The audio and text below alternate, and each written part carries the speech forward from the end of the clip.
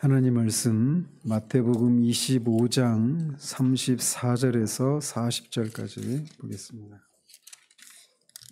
마태복음 25장 34절에서 40절까지 같이 읽겠습니다. 그때 임금이 그 오른편에 있는 자들에게 이르시되 내 아버지께 복받을 자들이여 나와 창세로부터 너희를 위하여 예비된 나라를 상속받으라. 내가 줄일 때 너희가 먹을 것을 주었고 목마를 때 마시게 하였고 나그네 되었을 때 영접하였고 헐벗었을 때 옷을 입혔고 병들었을 때 돌보았고 옥에 갇혔을 때 와서 보았느니라. 이에 의인들이 대답하여 이르되 주여 우리가 어느 때 주께서 줄이신 것을 보고 음식을 대접하였으며 목마르신 것을 보고 마시게 하였나이까? 어느 때 나그네 되신 것을 보고 영접하였으며 헐벗으신 것을 보고 옷 입혔나이까? 어느 때 병드신 것이나 옥에 갇히신 것을 보고 가서 배웠나이까 하리니 임금이 대답하여 이르시되 내가 진실로 너희에게 이르노니 너희가 여기 내 형제 중에 지극히 작은 자 하나에게 한 것이 곧 내게 한 것이니라 하시고. 아멘.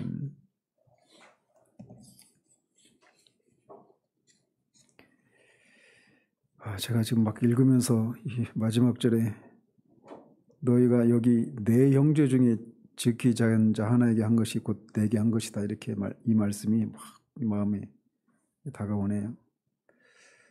이 양의 무리에 속한 사람들의 형제가 아니라 예수님의 형제에게 한 게 형제들에게 한 것이 나에게 한 것이다 이렇게 말하고 있습니다. 지체들이 다 그리스도 안에서 우리가 한 형제, 예수님의 형제라고 하는 이게 막 저한테 오늘 좀 막 새롭게 좀 다가오네요. 여기서 출발부터 애드립을 하면 안 되는데 어쨌든 지난번에는 우리가 하나님과 이웃을 사랑하라라고 하는 이 가장 큰 계명을 예수님의 제자들이 네 가지 영역에서 어떻게 순종을 해서 이루었고 또 그 각각 네 가지 영역에서 오늘날의 우리들에게는 어떤 그런 부르심이 있는가를 살피고 있었습니다. 그러면서 저번 주에는 세 번째 영역인 여성 아내 결혼의 존엄성 및 존중이라고 하는 부분과 관련해서 살펴보았고 오늘은 마지막으로 이 가난한 자들을 향한 자비와 긍휼이라고 하는 영역에 대해 살펴보도록 합니다. 올해가 이제 세 주가 남았는데 아마 이 올해 안에 이 시리즈가 다 끝날 것 같습니다. 예수님 당시에는 긍휼과 자비라고 하는 이 개념이 악으로 간주될 정도는 아니었지만 약함의 상징이었다고 합니다. 긍휼과 자비라고 하는 개념이 약함의 상징이었다는 거예요. 그래서 로마 철학자 플라우투스라고 하는 분은 로마인들의 태도를 이렇게 요약을 합니다. 거지에게 먹을 것과 마실 것을 주면 오히려 거지를 괴롭히는 것이다. 당신은 적선한 만큼 잃은 것이며 거지의 비참한 생명만 연장해 준 셈이다. 그러니까 이 가난한 자들, 긍휼히 여겨야 할 함을 받아야 될 사람들을 향해서 로마 사회가 어떻게 인식을 하고 있는가가 고스란히 드러나고 있는 겁니다. 가난한 자에게 적선한 것은 그냥 우리 재산을 잃은 것에 불과하다는 거예요. 그러니까 헛되게 했다라는 거죠. 그리고 가난한 이 거지의 생명을 연장해준, 비참한 생명을 연장해준 것이다. 그러니까 빨리 죽는 게 오히려 그들을 돕는 것이다. 이런 생각을 갖고 있는 것이죠. 그래서 로마인들은 이제 후에 보답할 능력이 있는 사람을 기쁘게 하기 위해서 베푸는 관용인 리베랄리타스라고 하는 이런 걸 베풀었다고 합니다. 그러니까 자선을 베푸는데 그 대상이 그 자선의 혜택을 받은 사람이 갚을 수 있는 사람, 다시 보답할 수 있는 사람, 이런 사람들에게 이제 자선을 베푸는 겁니다. 그래서 로마인 이야기나 이렇게 읽어보면 누구죠? 가추샤가 아니라 누구죠? 그 로마의 그 가장 유명한 그 황제 케사르 이 사람도 굉장히 몰락한 그 가문의 출신이었잖아요. 그래서 막 근데 생활은 막 방탕하고 호화로운 생활을 하다 보니까 빚이 많았단 말이에요. 근데 그런 것들을 후원자들이 막 그 제공해 주죠. 빚을 돈을 대주고. 그러니까 이게 이제 나중에 이 사람이 잘 되면 이제 몇 배로 받을 수 있다 이런 생각을 하면서 이렇게 투자를 하는 겁니다. 투자의 성격으로. 그래서 그런 형식의 자선을 리베랄리타스라고 하는 그런 용어가 있었다고 그래요. 그러니까 가난한 사람들에게는 받을 수 없는 사람들에게는 자선을 베푸는 것은 헛된 것이다. 이렇게 생각했던 반면 보답할 수 있는 사람을 향해서 베푸는 자선은 그렇게 장려하고 이렇게 했단 말이죠. 그래서 이 로마 사회에 대해서 케네디라고 하는 분이 로마 시대에 조직적인 구제 노력이 있었다는 흔적이 전혀 없다라고 말을 합니다. 그래서 이 로마 사회 속에서 가난하고 헐벗은 사람들은 복음이 없는 다른 사회와 조금도 낫지 않았다라고 평가를 합니다. 슈미트라고 하는 분은 에드워드 라이언의 말을 인용해서 일본의 문화에 대해서 이렇게 평가를 합니다. 일본 승려들은 신들이 병자들과 가난한 자들을 혐오한다고 주장하며 부자들의 구제를 막았다라고 말이죠. 그래서 오늘날 이 저자의 평가는 부유한 서구 사회에서조차 빈곤층 구제는 개인의 책임이 아니다라고 하는 인식이 강하다라고 평가를 합니다. 그럼 가난한 자들을 구제하는 책임은 누구에 있다라고 말하는 겁니까? 정부에게 있다. 이런 식으로 돌리는 거죠. 개인의 책임이라고 보다는. 이에 비해서 가난한 이들에게 베푸는 나눔의 삶을 사신 예수님은 예수님 당시가 로마 그 사회였잖아요. 그 사회의 이런 분위기와는 확연히 달랐다라는 거죠. 그래서 오늘 본문에 나오는 것처럼 예수님은 가난하고 헐벗고 소외된 사람들을 섬기라고 그렇게 그리스도인들을 그런 삶으로 부르시고 있어요. 그러니까 예수님이 이런 말씀을 하실 때 여기 있는 가난한 자들, 곡에 갇힌 사람들, 헐벗은 사람들, 줄인 사람들 이런 사람들을 돕는 것이 바로 곧 나를 돕는 것이다. 이렇게 평가를 하시면서 그런 일을 하도록 장려하고 계시잖아요. 근데 이 당시 사회가 앞에서 말씀드린 것처럼 가난하고 헐벗은 자들에게 적선을 하는 것은 재산을 잃어버린 것이고 오히려 그 비참한 거지의 생명을 연장하는 것이다. 이렇게 생각하는 그런 사회 속에서 예수님이 이런 가르침을 베풀었다라고 하는 것은 굉장히 놀라운 가르침이었다라는 거죠.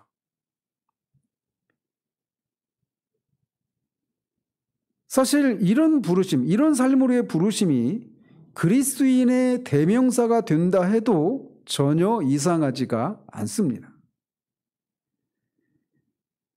그래서 이 로마 사회에서는 이렇게 보답할 수 있는 능력이 있는 사람들에게 기쁘게 베푸는 그런 관용, 리벨라리타스가 지배적인 그런 사회였는데 그런 사회와는 로마 사회와는 달리 초대교회는 보답을 기대하지 않고 상대방의 육신적이고 경제적인 필요를 채우고 베푸는 카리타스를 실천을 했습니다.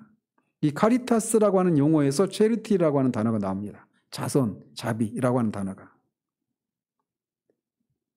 그래서 리베랄리타스는 보답할 수 있는 사람들에게 베푸는 관용이었다면 이 카리타스는 보답할 수 있는 능력이 없는 사람들에게 베푸는 자선이라고 하는 그런 특징이 있다는 거죠. 그래서 초대교회 그리스도인들은 인간을 향한 하나님의 사랑을 표현하는 그 헬라어 용어가 있죠. 인간을 향한 하나님의 사랑. 물론 이제 이거를 그렇게 딱 이렇게 확정적으로 말을 할 수 없는 요소도 있습니다. 그런데 일반적으로 4가지 종류의 사랑에 대한 용어가 있잖아요. 남녀 간의 사랑, 에로스, 형제 간의 사랑, 필로스, 그 다음에 또 그 정신적인 사랑, 그 스토아닉, 이름 모르겠네. 그리고, 예? 플라토닉 러브라고 하잖아요. 근데 그 용어를 설명하는 헬라어가 있는데 지금 기억이 안 나서 그래요. 그리고 이제 그 하나님께서 사람들에게 받을 자격이 없는 자들에게 베푸는 하나님의 사랑, 이건 이제 아가페라고 하잖아요. 근데 이제 이 아가페라고 하는 용어가 사랑이라고 하는 것을 표현하는 건데, 특별히 하나님의 사랑을 표현할 때 아가페 사랑 이렇게 하잖아요. 무조건적인 사랑, 이런 의미로.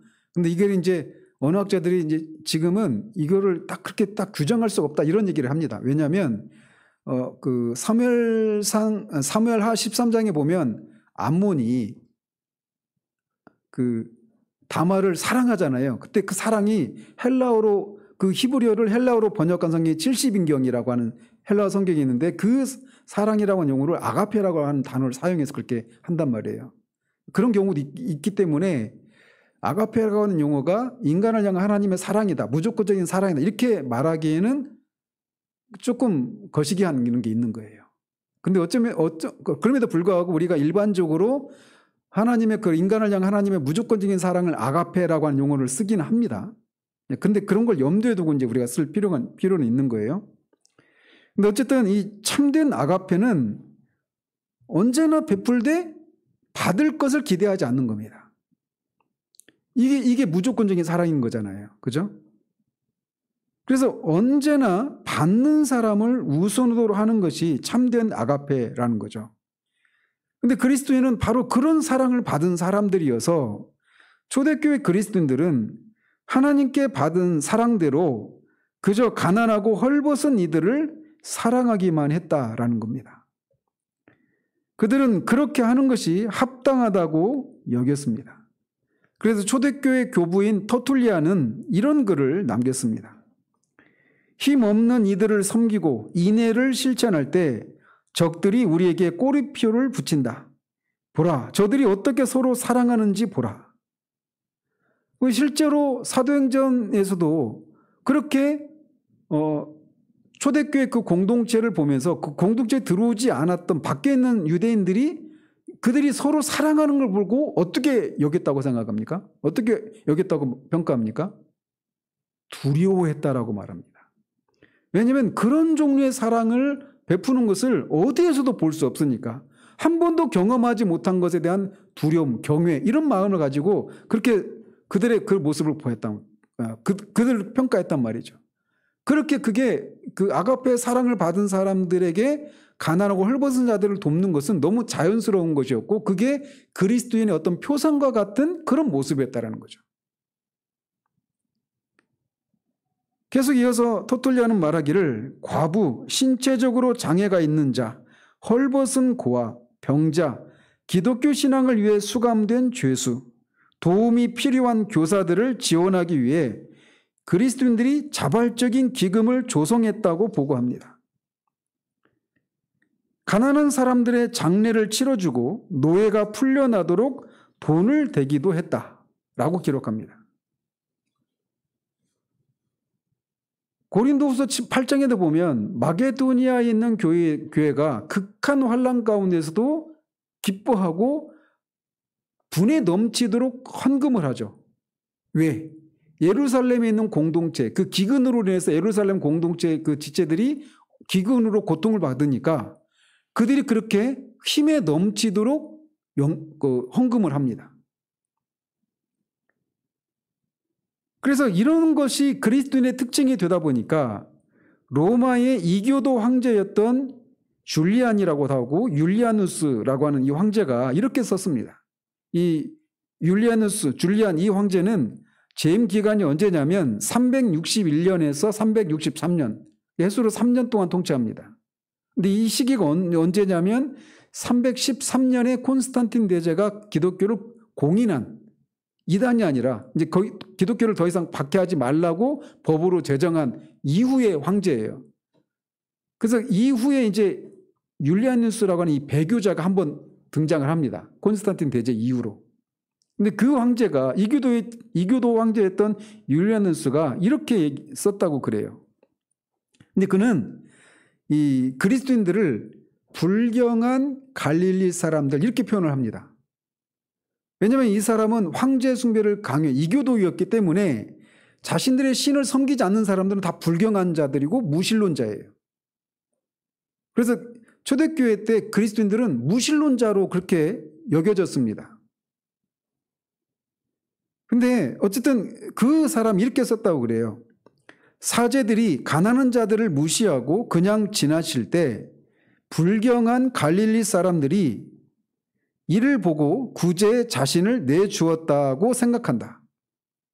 이게도 황제가 그렇게 평가한 겁니다. 또 다른 곳에서는 이렇게 평가했다고 그래요. 불경한 갈릴리 사람들이 가난한 갈릴리인뿐만 아니라 로마인들까지도 돕고 있다. 로마인을 충분히 돕지 않고 있다는 사실은 누구나 알 수 있다. 이렇게 그리스도인의 특징을 이교도의 눈으로 볼 때도 그리스도인들은 이렇게 가난하고 헐벗은 사람들을 자선하고 돕는 이런 것을 그냥 그들의 특징으로 그렇게 보았던 거죠. 그 이후 기독교 교회는 전 세계적으로 가난하고 헐벗은 이들을 돌보는 일을 계속해 옵니다. 기독교 수도회와 교회, 봉사단체가 세운 빈민구호소와 고아원, 병원, 무료 급식소, 각종 쉼터, 학교, 기타 자선사역 및 단체는 일일이 열거하기 불가능할 정도로 그렇게 역사 가운데 계속 진행되어져 왔습니다. 5만 번 기도 응답받은 것으로 유명한 조지 뮬러라고 하는 이 분은 영국에서 시작한 고아원 운동을 통해서 그가 세상을 떠날 때까지 8,000명 이상의 아이를 보호하고 교육을 시켰다고 합니다. 이게 어마어마한 일이죠. 또 찰스 스펄전 목사님, 영국의 이제 태버나클이 장막이라고 하는 뜻인데 이 태버나클 교회를 세웠는데 그 교회는 60가지 사역을 통해서 가난하고 소외된 이들을 향한 하나님의 사랑을 표현을 했다고 합니다. 미국에서는 찰스 로링 브레이스가 유기 아동에게 거처를 마련해 주기 위해서 아동구호협회를 창설을 했습니다. 그리고 1887년에는 콜로라도 덴버 출신의 기독교 지도자들이 지금은 유나이티드 웨이로 알려진 자선조직협의회를 설립했다고 그럽니다. 그리고 현재도 개발도상국에서는 교회가 가난하고 헐벗은 이들을 돕기 위해 일하고 있습니다. 우간다의 수도가 캄팔라인데 그 캄팔라에 있는 캄팔라 오순절 교회는 그 중에서도 이런 일에 도드라진 그런 사역을 감당하고 있다고 그래요. 그래서 그 교회 이 책의 저자가 이 책을 쓸 당시까지만 해도 그 교회에는 게리 스키너 목사가 이게 담임을 하고 있었는데 그 교회가 2,000명 이상의 에이즈 고아에게 거처를 제공했다고 합니다. 그래서 15,000명의 교인이 1,500개의 셀을 구성하는, 그러니까 셀은 이제 구역 모임이죠. 구역 일종의. 그래서 15,000명이 한 셀에 10명씩 하면 1,500개의 셀이 생겨나게 됐잖아요. 그래서 그 교회의 비전이 뭐냐? 1만 명의 에이즈 고아에게 집을 마련해주고 아프리카 전역을 휩쓰는 에이즈에 맞서서 교회 중심의 대응 전략을 마련하는 것이 그 교회의 비전이라고 말합니다. 그래서 목표가 뭐냐면 각 셀이 에이즈로 죽어가는 사람을 한 명씩 입양해서 그와 그 가족을 돌보는 책임을 지게 한다는 겁니다. 그러니까 10명이 한 명의 에이즈 환자를 입양하고 돌보는 그런 일을 하는 거예요.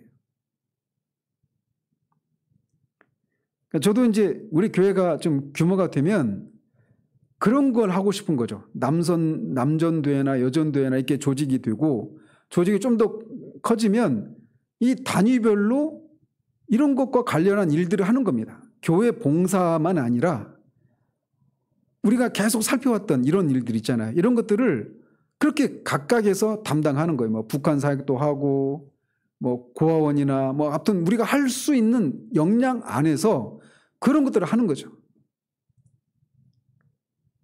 그리고 인도네시아에 보면 인도네시아 수도가 자카르타잖아요. 거기에 보면 그 교회 이제 가장 큰 교회가 아바 러브 교회라고 하는 교회가 있습니다. 이분 목사님 오셨을 때 한번 그 컨퍼런스 한번 간 적이 있는데 이분의 신학에 대해서는 전 동의가 안 되는 부분이 있어요.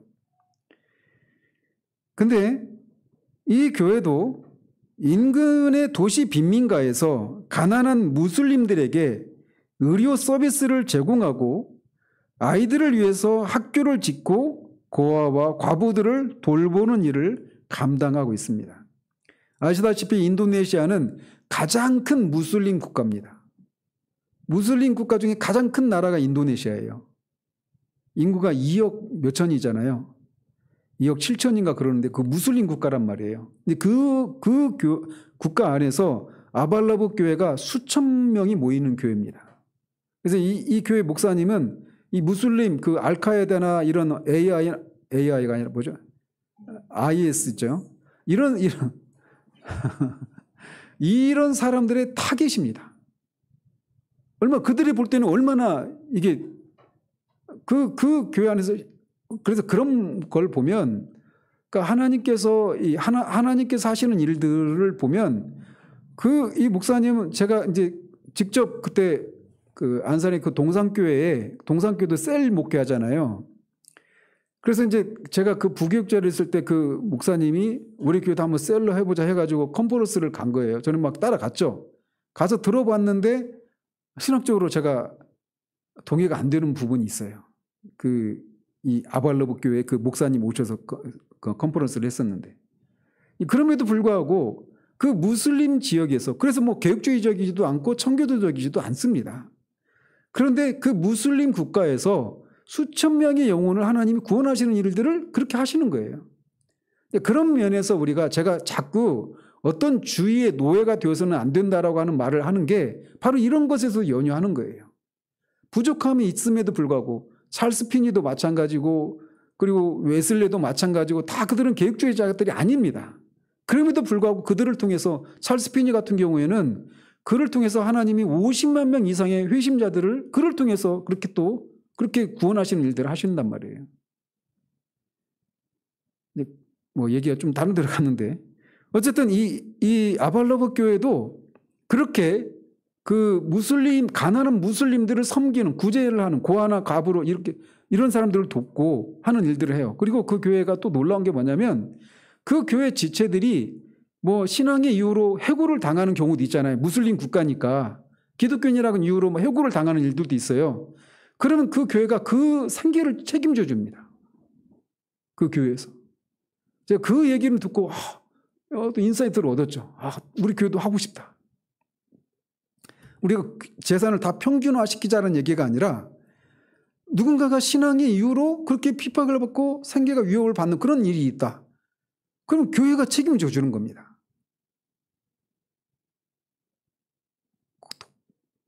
공감이 안 돼요? 저는 그런 마음이 있어요. 그래서 우리가 나중에 교회 디모데서나 디오도서에서도 교회 안에서 이 참 과부들을 교회가 책임질 것을 권면하잖아요. 그래서 참 과부라고 하면 이제 나이가 60이 넘고 그 당시 60이니까 지금은 뭐 이제 좀 연령이 높아졌겠죠.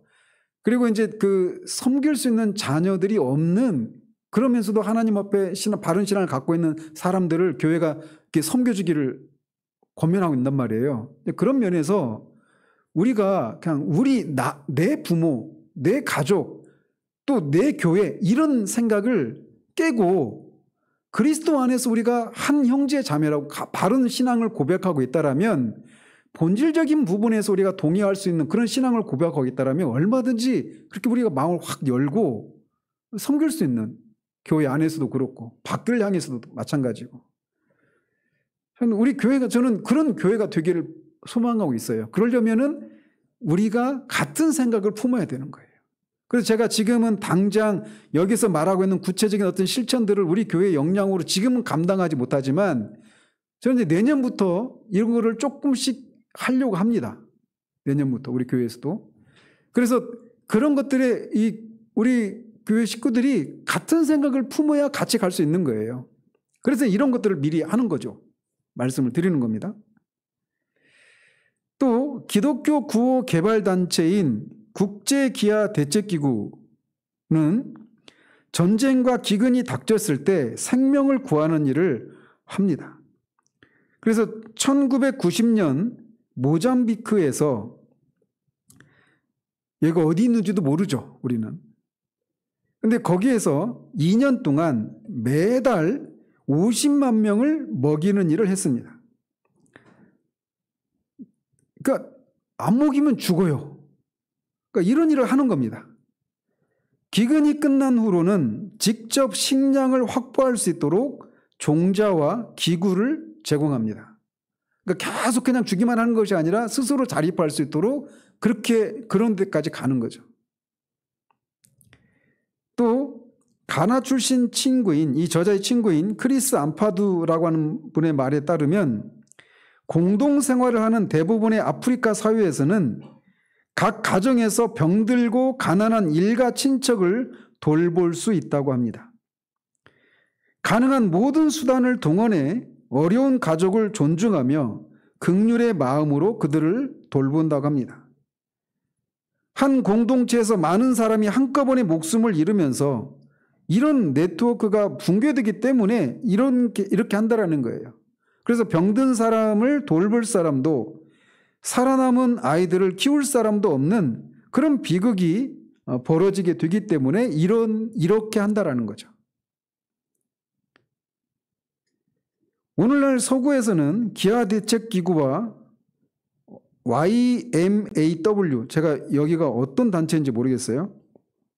이런 것과 같은 단체에서 가난하고 헐벗은 이들을 섬기며 성육신의 삶을 살 기회를 수많은 사람에게 제시하고 있습니다. 그래서 우리가 직접적으로 이런 사람들을 직접 만나는 것이 어렵다라면 이런 일을 하는 기구를 후원하는 것으로 이렇게 간접적으로도 할 수가 있는 거겠죠. 최소한 그거라도 우리가 이제 시작을 하려고 그래요. 적게라도.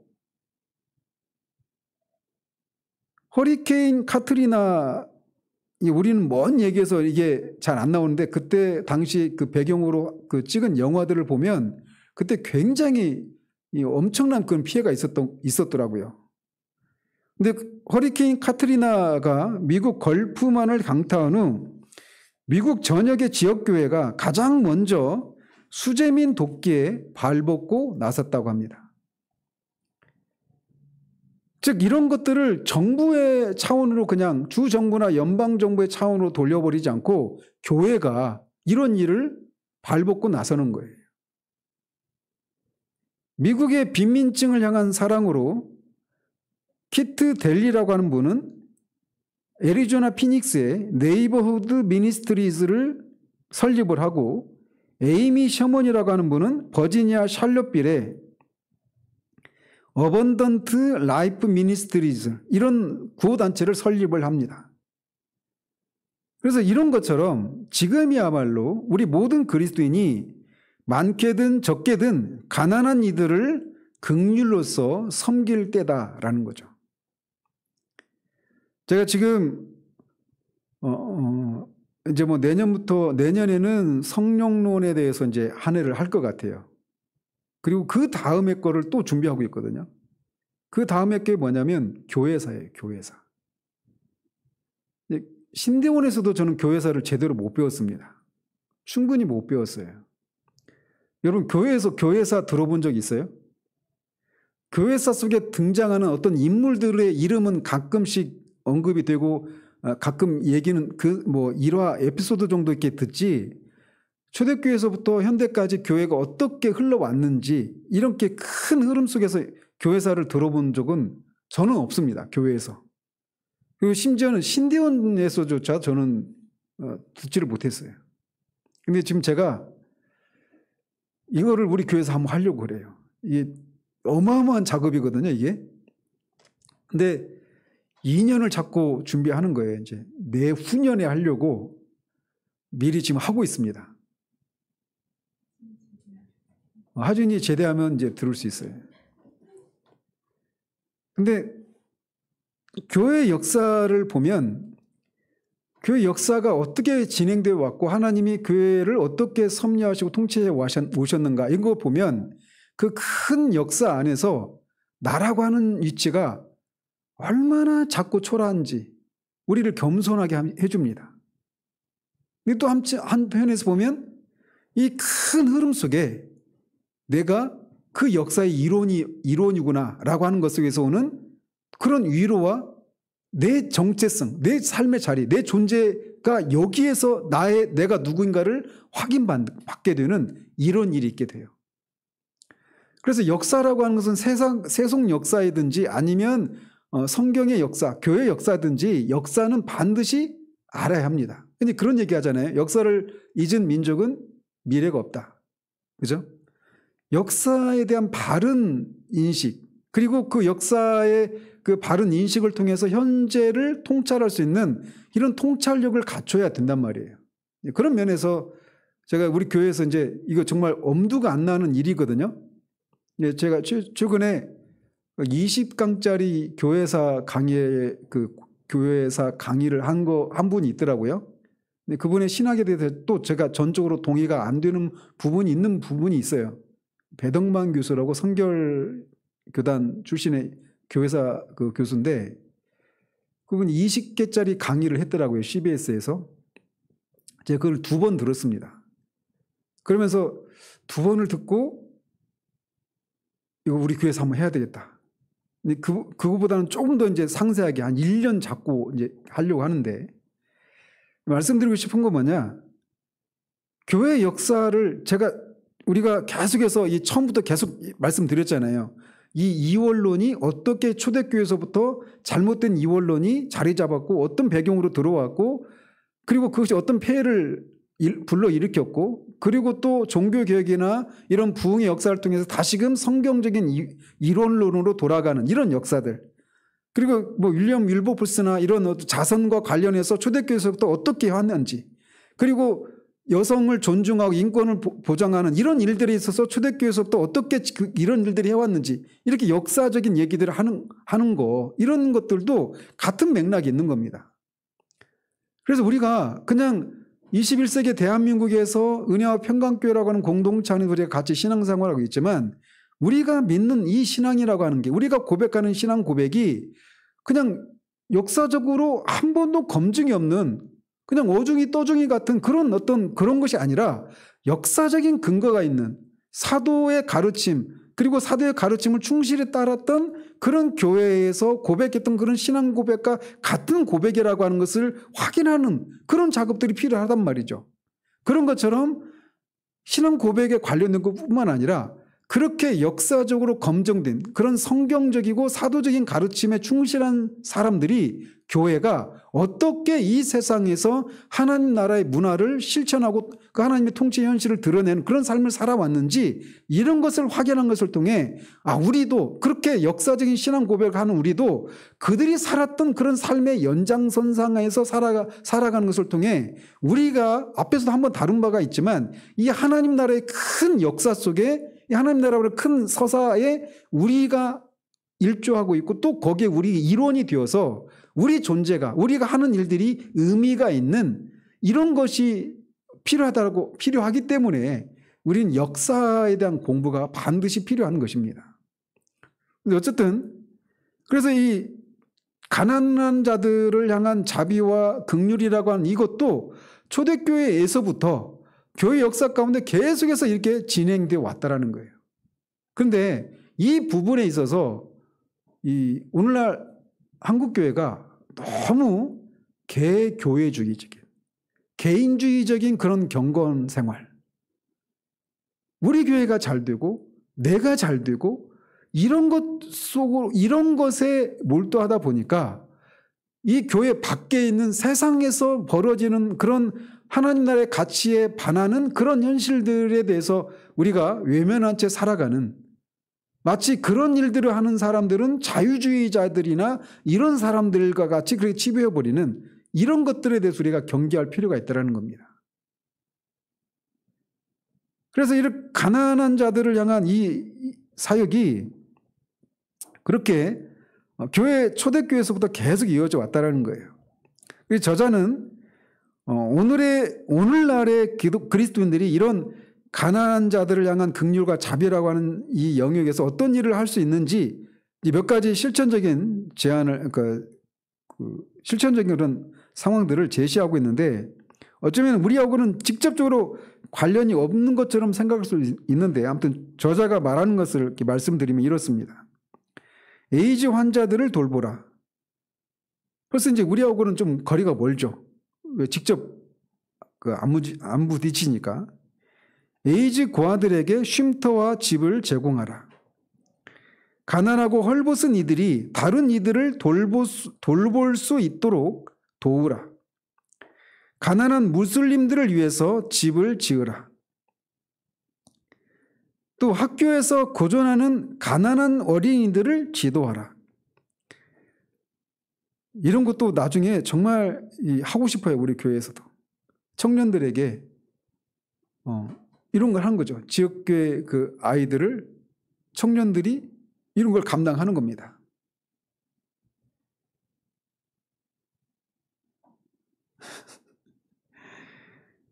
그다음에 재소자들을 방문하라. 지역 무료 급식소를 지원하라. 난민들을 섬기라. 크리스마스에 가난한 재소자 자녀들에게 수감된 부모 대신 선물을 전해주는 엔젤트리 프로그램을 후원하거나 시작하라.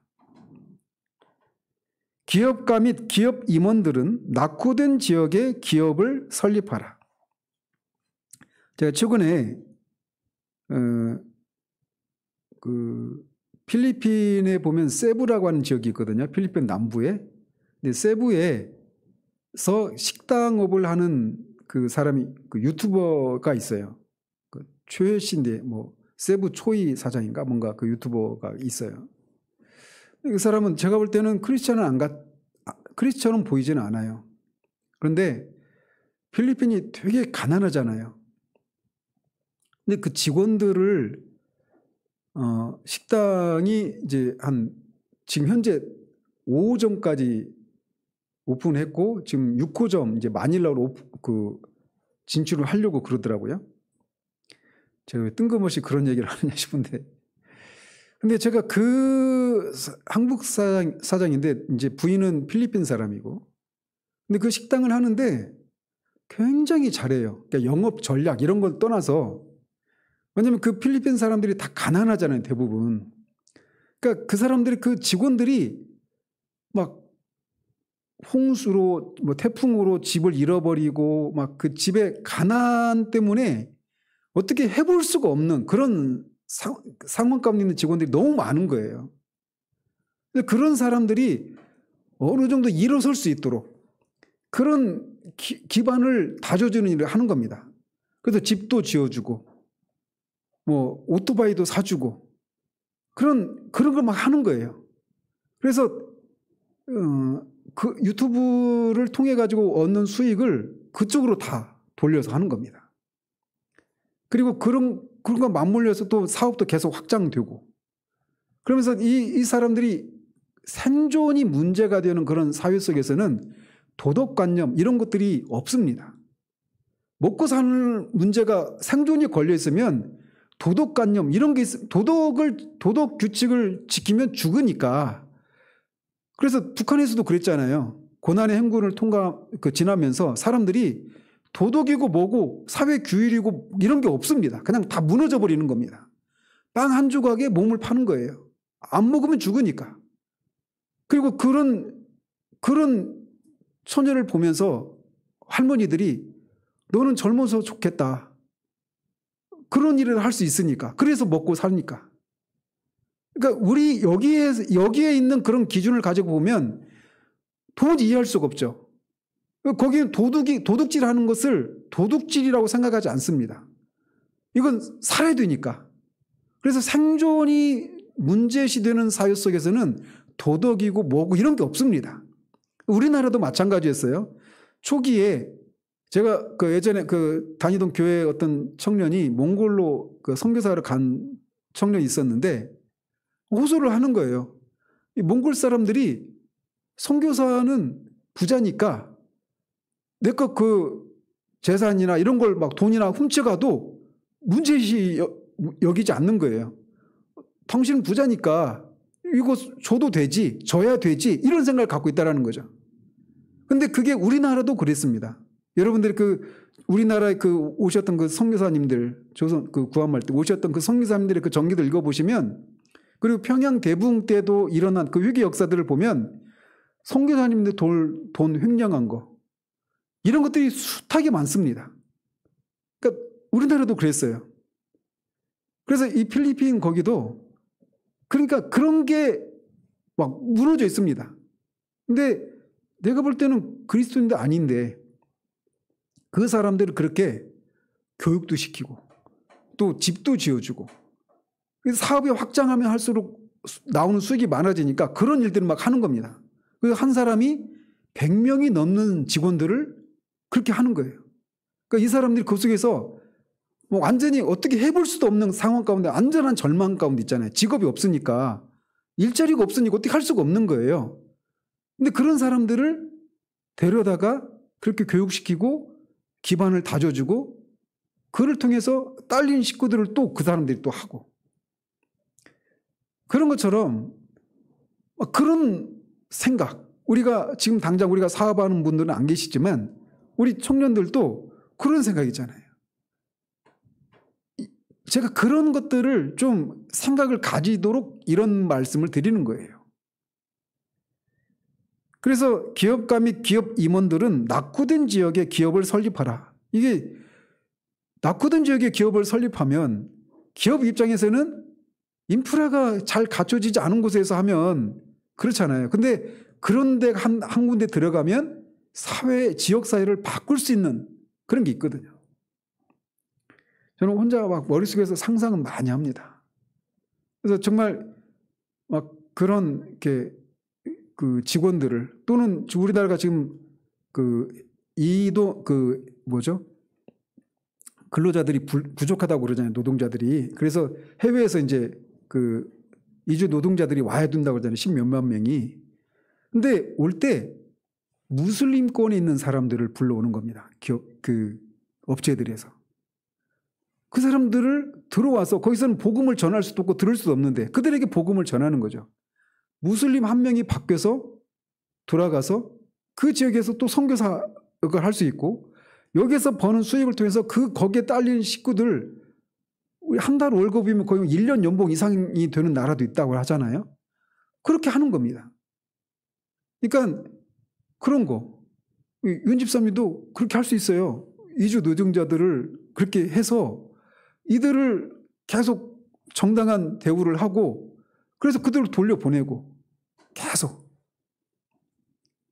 나중에 양경현 성회사님하고 좀 어떻게 이런 얘기를 한번 해보고 싶은 마음이 있어요. 그래서 무슬림이 들어오는 거에 대해서 두려워할 게 아니라 그런 사람들에게 복음을 전할 수 있는 기회. 그 한 사람이 10명만 해도 10,000명이면 10만 명입니다. 우리가 가서 혼자서 10만 명?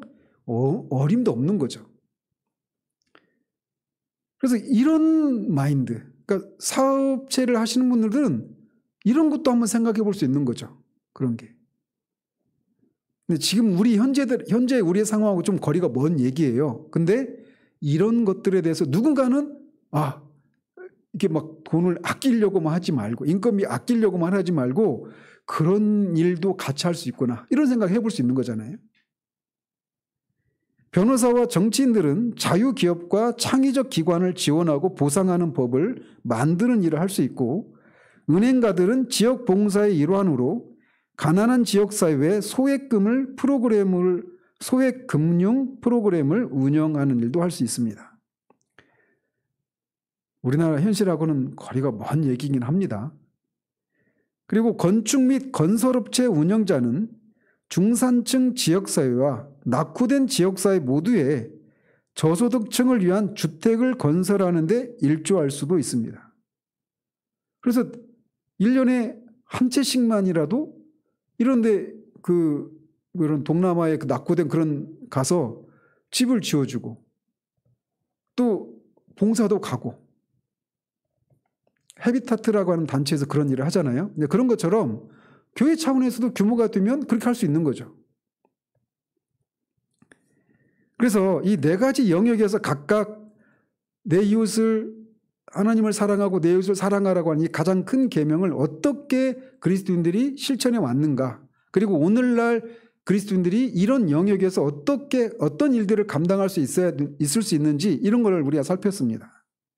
결론적으로 그리스도의 복음은 온전한 복음입니다. 선교적인 용어로 말하면 1976년인가요? 72년인가? 그 스위스의 로잔에서 세계 선교대회가 열려 있습니다. 그리고 거기에서 이제 어떤 선언문이 작성이 되는데 그거를 로잔 선언이라고 해요. 근데 거기에서 선교에 대해서 훌 미셔너리라고 하는 그런 용어를 그때 거기서 만들어냅니다. 훌 미셔너리는 뭐냐? 총체적 선교를 말하는 거예요. 복음은 온전한 복음이라는 겁니다. 이게 무슨 말이냐? 그리스도는 우리에게 나라가 임하시오며 뜻이 하늘에서 이루어진 것 같이 땅에서도 이루어지이다라고 기도하라고 가르치셨습니다. 예수님의 제자들이 이 부르심을 청종했을 때 문화와 나라가 변화되고 진보했습니다. 하나님은 그리스도인들을 역사를 새로 쓰는 자로 부르시고 계십니다. 우리는 길가에 서서 역사가 흘러가는 모습을 지켜보기만 할 사람들이 아니라는 거죠. 우리는 첫 열매가 된 자들로 코람데오의 삶을 살며 장차 임하실 하나님 나라의 온전한 모습을 모든 영역에 걸쳐서 나타내야 할 사람들이라는 거예요. 그래서 실제로 우리가 빵이 먼저냐 복음이 먼저냐 이런 질문들을 이 한국에 있는 형제들이 이 저자에게 던졌다고 하는 얘기 기억나십니까? 이제 초반문에 얘기를 했었어요. 그런데 복음은 온전한 복음이라는 거예요.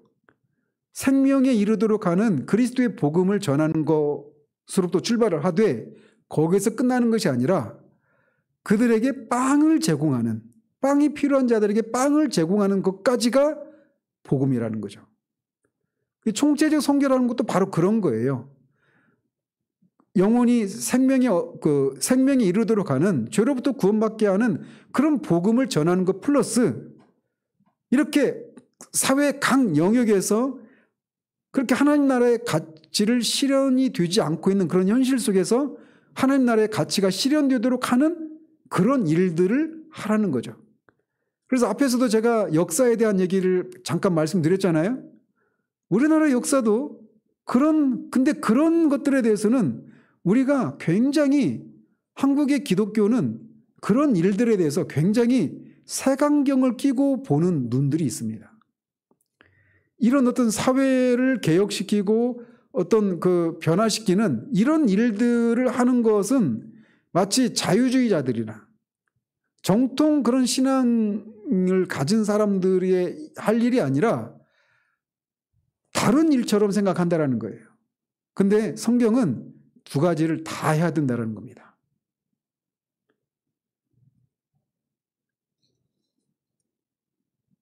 그래서 이 주제를 다루면서 우리가 이제 한 3번 정도 하면 끝날 건데 어떤 분들은 이런 부르심을 이미 좇고 있는 분도 있을 수 있습니다.